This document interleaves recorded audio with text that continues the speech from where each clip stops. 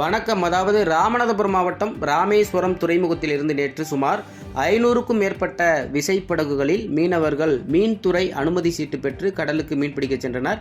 இலங்கை காங்கேசன் கடல் எல்லைப் பகுதி அருகே பாரம்பரிய கடற்பகுதியில் மீன்பிடித்து கொண்டிருந்த போது நள்ளிரவு அப்பகுதி ரோந்து சென்ற இலங்கை கடற்படையினர் 2 படகில் மீன்பிடித்துக் கொண்டிருந்த 23 மீனவர்களை எல்லை தாண்டி மீன்பிடித்ததாக கூறி கைது செய்தனர். அவர்கள் சென்ற 2 விசைப்படகுகளும் பறிமுதல் செய்யப்பட்டது. பிடிபட்ட மீனவர்களை காங்கேசன் துறைமுகத்திற்கு கொண்டு சென்று விசாரணை நடத்தி வருகின்றனர்.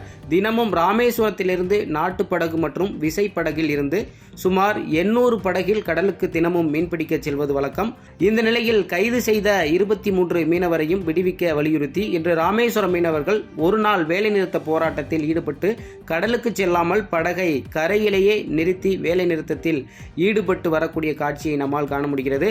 மீனவர் சங்கம் மற்றும் மீனவர்களின் பிரச்சனை தொடர்ந்து தீர்வு காணப்படாமல் கண் துடைப்பாக இருந்து வருவதாக கூறப்படும் நிலையில் மீனவர்கள் வருகின்ற நாடாளுமன்ற தேர்தலை புறக்கணிக்கப் போவதாக தெரிவித்து வருகின்றனர்.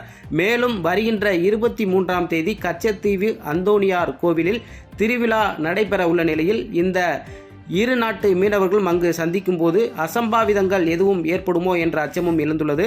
இதனால் மீனவர் மத்தியில் பெரும் பரபரப்பு ஏற்படுத்தியுள்ளது. மீனவர்கள் கடலுக்கு செல்லும் இந்த ஒரு நாள் வேலைநிறுத்த போராட்டத்தில் ஈடுபட்டு வருவதால் இன்று மட்டும் சுமார் 1 கோடி ரூபாய் மதிப்பீட்டில் வர்த்தகமும் பாதிக்கப்பட்டுள்ளது.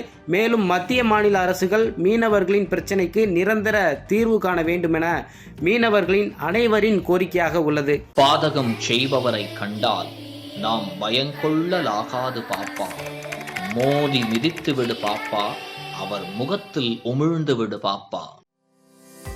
அண்மை செய்திகளை உடனுக்குடன் தெரிந்து கொள்ள இணைந்திருங்கள் எம் நாடு தொலைக்காட்சியுடன்.